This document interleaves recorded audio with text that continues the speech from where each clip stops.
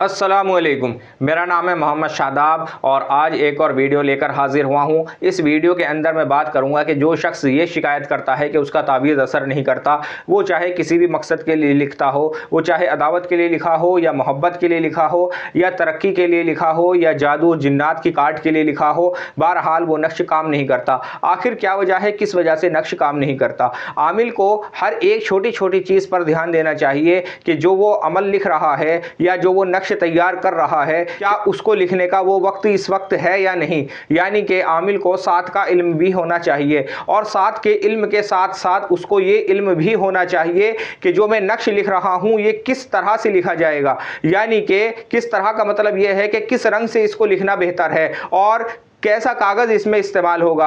अदावत के अमल में किस तरह का कागज़ और किस तरह की रोशनाई इस्तेमाल होती है और हुब के अंदर किस तरह का कागज़ और किस तरह की रोशनाई इस्तेमाल होती है। यानी कि किस रंग का कागज़ आपको इस्तेमाल करना है अदावत और हुब में। इंशाअल्लाह आज मैं छोटी सी चीज़ बताने की कोशिश करूँगा। कुल मिलाकर के ये है कि खैर के काम आपने किस तरह की रोशनाई और कागज़ से करने हैं और शर के काम के लिए आपने किस तरह की रोशनाई और किस कागज़ का इंतखाब करना है। अगर आपने अदावत के नकूश तैयार करने हैं, मिसाल के तौर पर आपने दो लोगों में नाजायज़ ताल्लुक़ है उसको ख़त्म करना है, दो लोगों में नफ़रत पैदा करनी है, तो आपने सफ़ेद रंग का कागज़ नहीं लेना। आपने जब नकूश तैयार करेंगे अदावत के लिए या नफ़रत पैदा करने के लिए, तो आपने जर्द रंग का कागज़ लेना है या लाल रंग का कागज़ लेना है या आपने काले कपड़े पर वो नक्श इस्तेमाल करने हैं।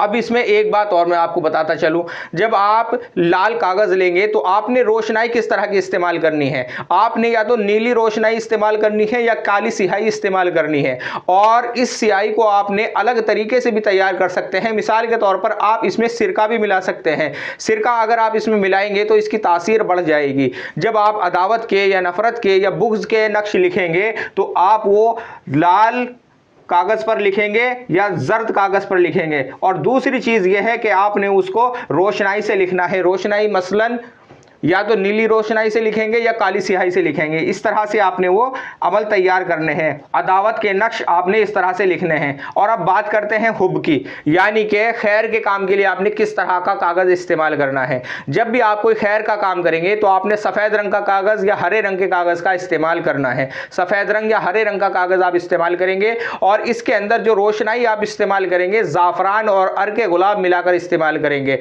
अर्के गुलाब और ज़ाफ़रान की रोशनाई तैयार करेंगे। और अगर हुब में आप पिलाने वाला कोई नक्श लिख रहे हैं तो आप ज़ाफ़रान में केवड़े का इस्तेमाल करेंगे। जो केवड़ा होता है पिलाने में आप वो नक्श लिखेंगे। केवड़ा और ज़ाफ़रान मिलाकर जो रोशनाई तैयार होगी उससे आप हुब के नक्श लिखेंगे और सफ़ेद और हरे कागज़ पर आप वो नक्श लिखेंगे। और इन सब चीज़ों को जहन में रखते हुए आमिल को साथ का भी इल्म होना चाहिए कि हुब के नक्श किस वक्त लिखे जाएं और अदावत के नक्श किस वक्त लिखे जाएं। तो जब ये इल्म होगा तो इंशाअल्लाह हर नक्श हर अमल उसका कामयाब होगा, किसी भी अमल में उसको नाकामी नहीं मिलेगी। इसी तरह से आपने हर छोटी छोटी चीज़ का ख्याल रखना है। आज की इस वीडियो में इतना ही। और किसी ताल्लुक़ से आपका कोई सवाल है तो आप मेरे व्हाट्सएप नंबर पर मुझसे रब्ता करें या मुझे कमेंट करें। अस्सलामु अलैकुम।